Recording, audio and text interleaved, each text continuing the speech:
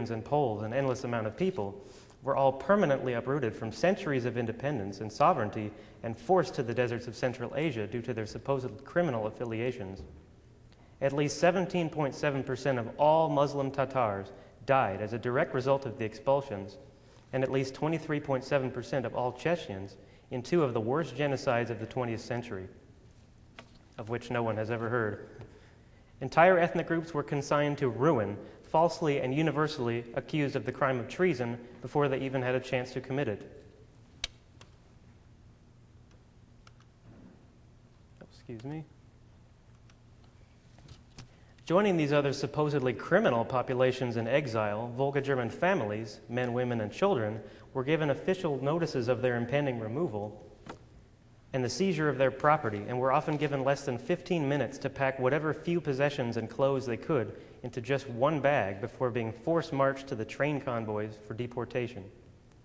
The journeys by trains took weeks and often even months, often with no sanitation, heating, ventilation, or waste disposal, leaving women and children unprotected against the scorching summer days and the frozen nights of the Central Asian deserts. More than 151 train convoys from 19 stations were filled with ethnic German families, with as many as 50 or 60 people packed into one car at a time. Food and water were irregularly provided and often not provided at all, leading to massive starvation, hypothermia, and rampant disease. In one instance, according to one questionable source, 400 Volga German children and infants were found dead on one train convoy alone upon arrival in Siberia months later. After reaching the gulags and work camps in Central Asia after weeks of travel, already starving prisoners were effectively dumped in the wasteland and forced to perform hard labor. Volga German adults and women were conscripted into the so-called Trutarmee, meaning labor army, and housed in unheated shacks, where they were given exorbitant work quotas and deficient calorie rations. Children were segregated from their parents into holding quarters until they reached adulthood, and after an ideological re-education, whence they would be required to work just like their parents. The German language was banned as criminal, and all resistance or elements of independent German culture were punished, occasionally with execution. German civilians were under constant surveillance by Soviet guards and secret police officials, since they were now universally proscribed as a criminal minority. Excuse me. It is difficult to determine how many Volga German men, women, and children in total died as a result of the expulsions. Some unverified sources estimate that as many as 52% of all Volga Germans were either executed or starved to death on the trains, and 40% of those few who survived the transfer quickly died after reaching the work camps. However, more reliable sources calculate that at least 300,000 of the more than 1 million total ethnic Germans expelled from the USSR died, or about 30% of the entire German population of the Soviet Union. In his book, A Century of Genocide, historian Eric White cites that a minimum of 82% of all ethnic Germans were deported successfully, but the expulsions were only incomplete because of the interruption by the Nazi invasion, the subsequent shortage of manpower, the loss of control of the Volga region to the Nazis, where most Germans lived, and the premature death of Joseph Stalin in 1953. Otherwise, as planned, the erosion and erasure of all the German heritage in the Soviet Union would have been total. Ultimately, a 200-year-old independent cultural community that had been loyal to the Russian state since the time of Catherine the Great had been almost completely obliterated.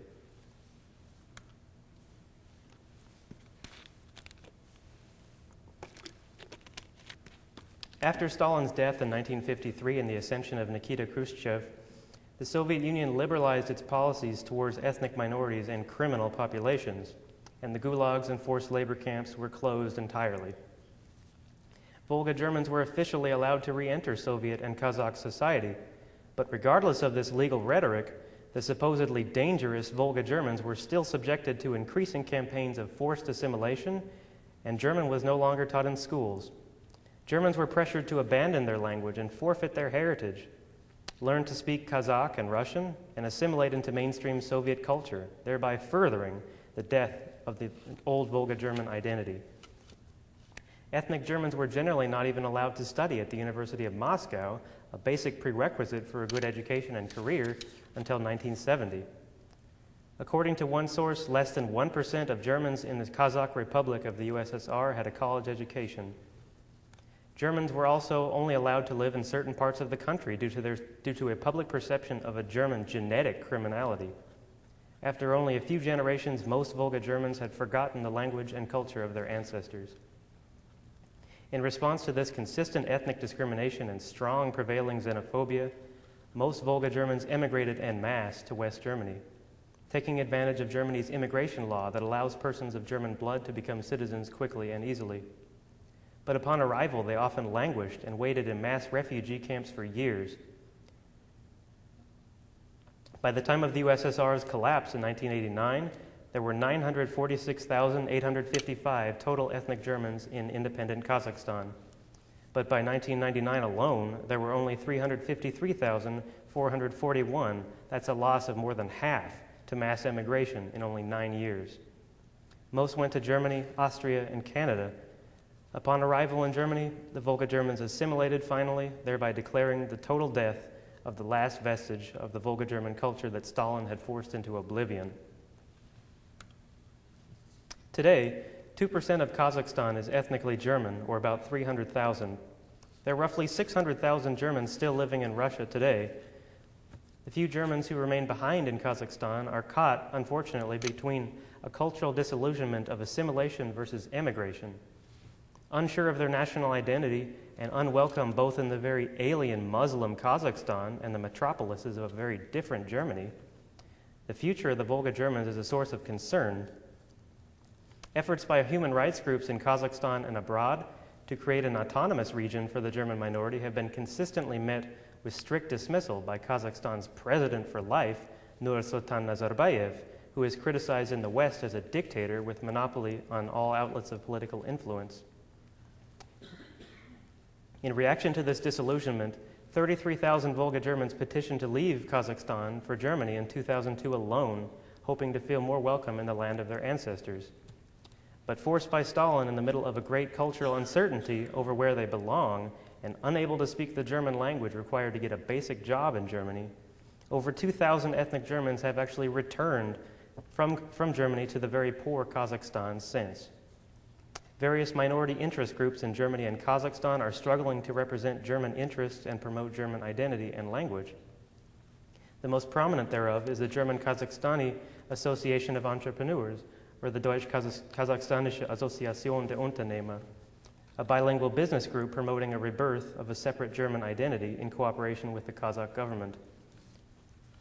In Russia, on the other hand, Prime Minister Vladimir Putin has ironically worked to reverse the removal of Russia's Germans by subsidizing the return immigration of Volga German families to Russia. Hoping to alleviate the disastrous decline in the birth rate of Russia's Slavic population, the Russian government will spend the equivalent of 80 million euros by 2012 to encourage German resettlement and German language education. So far, of course, few Germans have answered their second invitation to Russia. In conclusion, the story of the vanquished Volga German community is one of atrocious human rights abuses, xenophobia, universalized racism, and exclusion on ethnic lines. The heritage of a distinct 200-year-old ethnic identity was virtually extinguished and considered criminal, despite the fact that they had not seen Germany for 2 centuries, had not even seen Germany's reunification, and had loyally served the Russian state since they were invited in the first place. Along with the tragic story of the Germans, of the Chechens, Tatars, Jews, Poles, and other countless victims of Stalin's totalitarianism, it is our responsibility as students and scholars to raise awareness of the destruction of an entire cultural community on ethnic lines.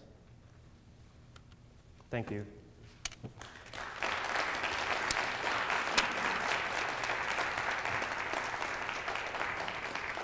Any questions?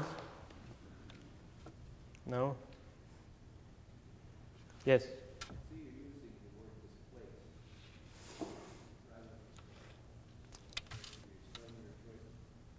Well, the reason I choose to use that words in my research is that it's very difficult to generalize the entire experience of all ethnic Germans who were displaced or expelled. The number 15 million is used a lot, but for my research I find